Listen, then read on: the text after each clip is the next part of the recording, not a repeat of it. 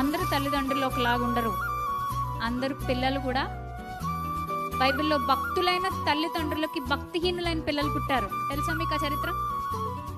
ఇప్పుడు ఉల్టా చేద్దాం. భక్తిహీనులైనటువంటి తల్లిదండ్రులకి భక్తులైన పిల్లలు కూడా మిగిలిపోయినటువంటి చరిత్ర ఉంది, అవునా?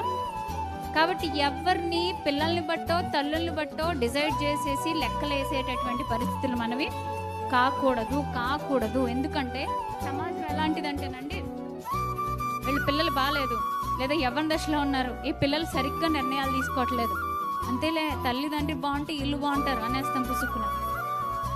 లేదా మనసులో ఉన్న పైకి అనలేం. కొన్నిసార్లు మనిషి నిజస్వరూపం చెప్తున్నా.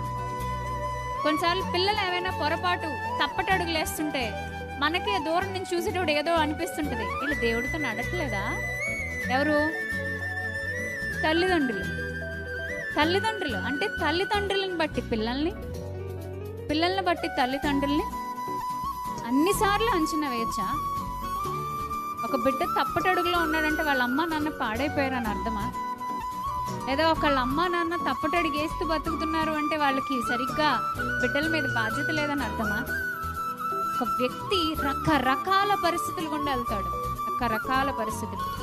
అందుకే అటు తల్లిదండ్రులు ఇటు పిల్లలు బాధ్యతగా ఉన్నవాళ్ళు ఉంటారు, లేని వాళ్ళు ఉంటారు. ఎవరు ఎలా ఉన్నా ఒక్క మాట మాత్రం సత్యం, అక్షర సత్యం. అదేమంటే, నువ్వు నేను మన తల్లి గర్భంలో రక్తపు ముద్దగా ఉన్నప్పుడే అద్భుతమైన ఆ తండ్రి దృష్టిలో పడిన వాళ్ళమే. నేను పిండమునై ఉండగానే నీ కన్నులు నన్ను చూచెను, నియమింపబడిన దినములలో ఒకటైన కాకమునుపే నా దినములన్నీ నీ గ్రంథములో. బాగున్నాయి మాటలు. మా నాన్న నన్ను చూడలేనప్పుడు నా ప్రభు నన్ను చూశాడు.